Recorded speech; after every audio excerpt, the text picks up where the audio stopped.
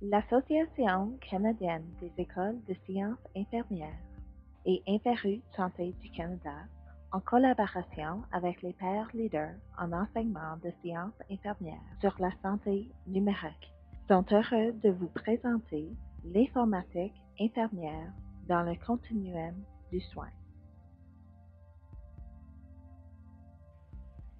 Voici la famille Lafontaine.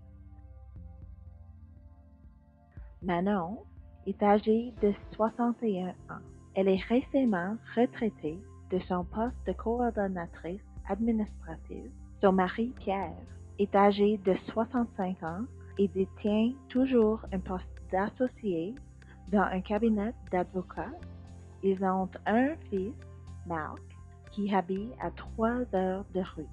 Manon utilise un dispositif portable pour assurer un suivi de son niveau d'activité physique et consigne tous les renseignements sur sa santé dans un dossier papier. Elle aime se renseigner en ligne ainsi qu'échanger avec ses amis sur Facebook. Je m'appelle Manon et j'aimerais vous raconter mon expérience du système de santé. 4 jours après ma mammographie de routine annuelle, j'ai reçu un appel du laboratoire me disant que je devais passer une autre mammographie, ainsi qu'une échographie mammaire. Bien que l'adjointe administrative m'a expliqué que ça ne signifiait pas nécessairement quelque chose de mauvais, j'étais tout de même très nerveuse et je me suis mis à chercher davantage d'informations sur l'Internet. C'est à ce moment que j'ai commencé à trouver des renseignements sur le cancer du sein, les tumorectomies et les mastectomies. Ma deuxième mammographie s'est déroulée comme la première, mais l'échographie a pris plus de temps. J'ai tenté de deviner s'il y avait un problème en regardant les expressions faciales de la technicienne en radiologie, mais je n'y suis pas parvenue. L'échographie a été suivie d'une référence à la clinique du sein par mon médecin de famille, une mammographie et une échographie supplémentaire ainsi qu'une biopsie. La technicienne en radiologie était très gentille, mais n'a pas été en mesure de me fournir de détails. Après ma visite à la clinique du sein, j'ai essayé de ne plus y penser. J'ai continué quelques projets de décoration et j'ai tenté de reprendre mes activités habituelles. 6 jours plus tard, j'ai reçu un appel du bureau de mon médecin me demandant de me présenter le jour même. J'avais un nœud dans l'estomac en allant au rendez-vous. J'avais fait des recherches de mon côté et je savais qu'il s'agissait probablement de mauvaises nouvelles si mon médecin avait demandé à me voir en personne. Ce jour-là, j'ai appris que j'avais un cancer du sein lobulaire infiltrant. J'ai été référée pour recevoir un diagnostic plus poussé et un plan de traitement à la clinique du sein. À mon retour à la maison, j'ai appelé Pierre pour lui annoncer la mauvaise nouvelle. Après quoi, j'ai immédiatement commencé à chercher des informations sur le cancer du sein lobulaire infiltrant. La clinique a appelé pour fixer un rendez-vous avec une infirmière pivot et un chirurgien, le lendemain. Lorsque Pierre est rentré du travail, il était très tranquille. Et après le souper, il s'est également mis à faire des recherches sur l'Internet. Nous avions tous deux vraiment peur.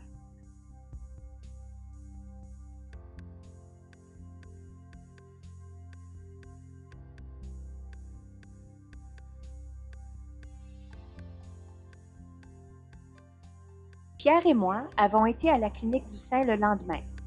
L'infirmière pivot a posé des questions sur mes antécédents, puis elle a tout inscrit dans mon dossier de santé électronique. Elle a noté que je n'avais pas d'autres problèmes de santé, que j'avais un surpoids de 15 livres et que ma consommation quotidienne de vin de 8 onces était modérée.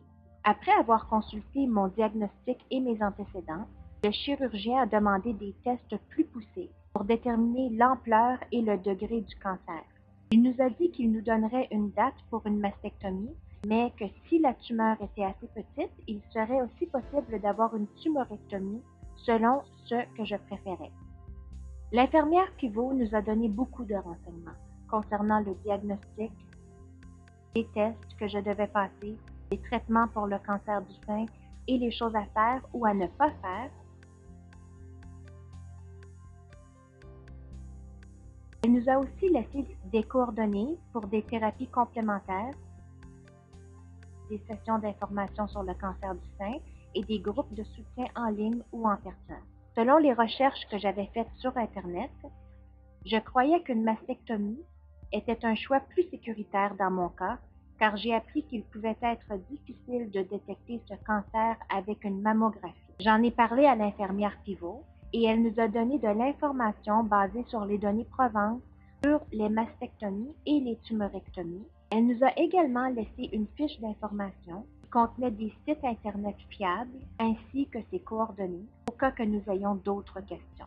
Pierre, se basant sur ses recherches sur le cancer du sein, était assez convaincu que je devais subir une mastectomie.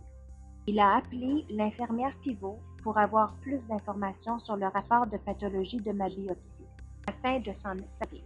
L'infirmière lui a expliqué qu'il s'agissait de renseignements confidentiels, qu'elle ne pouvait en parler qu'avec moi et qu'au final, le choix de donner mon consentement au traitement ou à la chirurgie me revenait.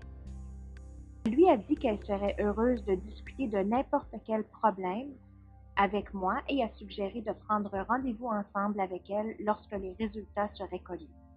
J'ai ensuite dû subir toute une batterie de tests, un tomodensitogramme, une scintigraphie osseuse, une IRM et des biopsies dans les 2 seins. J'ai rejoint un groupe de survivantes du cancer du sein en ligne qui se trouvait sur une fiche d'information que l'infirmière pivot m'avait donnée et j'y ai posé quelques questions sur les tumorectomies et les mastectomies. En dépit d'avoir reçu beaucoup de messages de soutien, je pense que j'étais finalement plus mêlée par rapport aux différentes options, car chaque personne semblait avoir sa propre opinion. Lorsque Pierre et moi sommes allés voir l'infirmière pivot, une fois tous les résultats disponibles, le tableau n'était pas si sinistre. Mon cancer n'avait pas métastasé. Il ne se trouvait que dans un sein et la tumeur se limitait à la petite partie qui avait été vue lors des premiers examens. Nous avons utilisé un cadre décisionnel avec l'aide de l'infirmière et j'ai décidé qu'une tumorectomie était la meilleure option pour moi.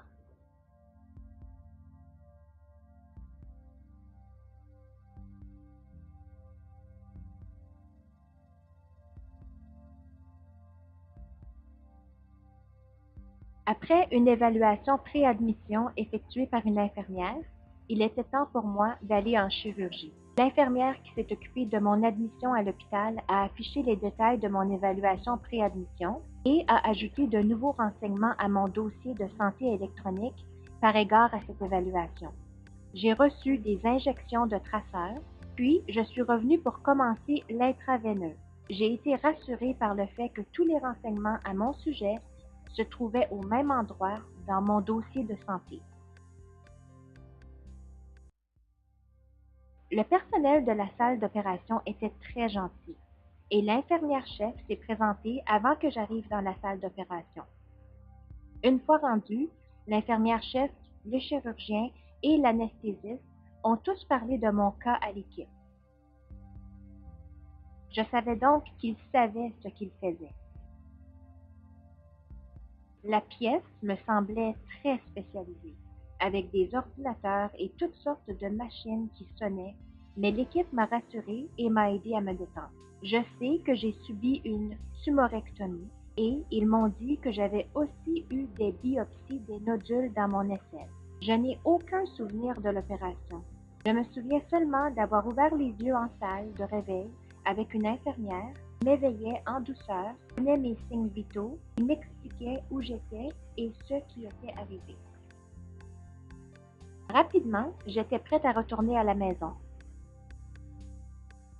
J'ai apprécié d'avoir des consignes sur la façon d'entretenir mon pansement et j'ai été rassurée d'avoir un numéro de téléphone à appeler en cas d'inquiétude ou de questions. J'ai aussi reçu une liste de choses à surveiller. Le jour suivant mon retour à la maison, l'infirmière de l'hôpital m'a appelée pour savoir comment j'allais, si le pansement tenait bien et pour s'assurer que je suivais toutes les consignes qui m'avaient été données à l'hôpital.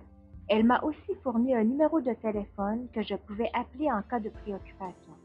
Je crois qu'on m'avait bien fait préparer et malgré le fait que je n'avais aucune inquiétude, j'ai été rassurée qu'elle prenait le temps de vérifier que tout allait bien.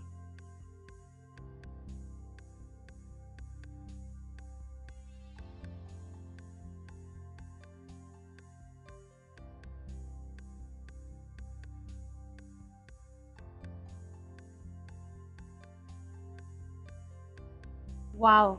Après toutes les inquiétudes et les tracas, ma convalescence s'est très bien passée. J'ai communiqué avec mon groupe de soutien pour m'informer des exercices qui pourraient m'aider. Une des membres m'a envoyé une feuille d'exercice à faire après une tumorectomie. J'ai suivi ses recommandations à la lettre. J'ai consulté le chirurgien 2 semaines plus tard et il était ravi de mon progrès.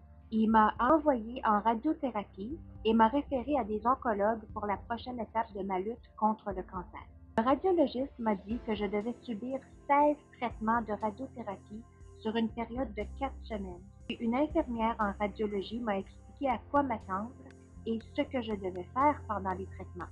Elle m'a donné des documents écrits sur la radiothérapie et les effets secondaires, y compris la fatigue et les changements de la peau.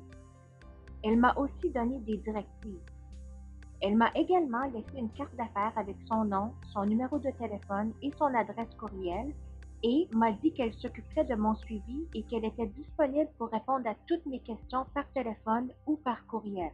J'avais ensuite un rendez-vous avec la radio-oncologue qui m'a annoncé d'autres nouvelles. Les biopsies des ganglions sentinelles et axillaires étaient négatives et les récepteurs d'estrogène étaient positifs. J'aurais donc à prendre du tamoxifène pendant 2 ans après les traitements de radiothérapie. J'ai appris que le risque de récidive était de 18 à 20 sans le tamoxifène et les radiations.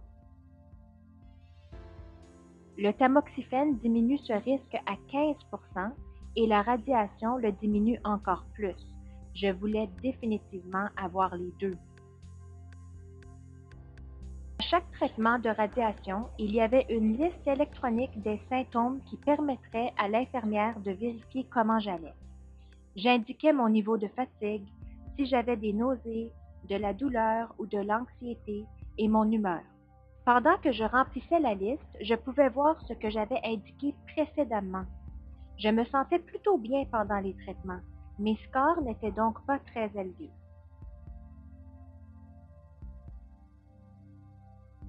J'ai reçu tous mes traitements de radiothérapie sans problème, mais 1 semaine après le dernier traitement, ma poitrine était rouge et enflée, et ça me démangeait énormément. J'ai retrouvé la carte que m'avait donnée l'infirmière en radiologie et je l'ai appelée. Elle m'a posé des questions sur la rougeur et les démangeaisons, puis a suggéré que j'utilise une crème à base d'hydrocortisone 1%. La crème s'est avérée efficace et les rougeurs et l'irritation ont graduellement disparu. Je suis allée à mon rendez-vous régulier avec mon médecin de famille par la suite. Tout semblait bien aller et elle m'a dit qu'elle était maintenant inscrite à un portail dans lequel je pouvais consulter les rapports électroniques des tests subis et des traitements reçus. Étant le genre de personne qui aime vraiment en savoir le plus possible sur ce qui arrive, j'ai donc saisi cette occasion. J'y suis allée tout de suite et même si je ne comprenais pas la plupart des renseignements techniques contenus dans les rapports, j'ai compris l'essentiel. Le seul autre problème que j'ai connu s'est manifesté 2 mois après la fin du traitement. Je ressentais un inconfort dans mon aisselle et un fourmillement dans mon bras. J'ai trouvé de l'information sur les lymphodèmes sur l'Internet et j'étais inquiète à l'idée d'en souffrir. Je ne savais pas qui appeler à ce sujet. Je me demandais si c'était mon médecin de famille, le chirurgien ou l'oncologue qui pourrait m'aider. J'ai sorti la carte que m'avait donnée l'infirmière en radiologie et je l'ai appelée. Au téléphone, elle m'a écoutée, puis elle m'a posé des questions sur mes symptômes et m'a dit que je devrais aller voir le chirurgien pour qu'il examine tout ça. J'ai donc pris rendez-vous avec le chirurgien qui a fait un examen complet. Dieu merci, ce n'était pas un lymphodème et il m'a rassurée en me disant que ma guérison se passait bien. Me voilà aujourd'hui, 2 ans plus tard. Je suis suivie par un oncologue et je prends toujours du tamoxifène. Je m'inquiète à l'idée d'avoir de nouveau le cancer, peut-être dans mon autre sein, alors je reste en contact avec mon groupe de soutien virtuel et je m'implique dans les collectes de fonds de la Société du cancer du sein. Je peux maintenant offrir à mon tour le soutien dont j'ai pu profiter.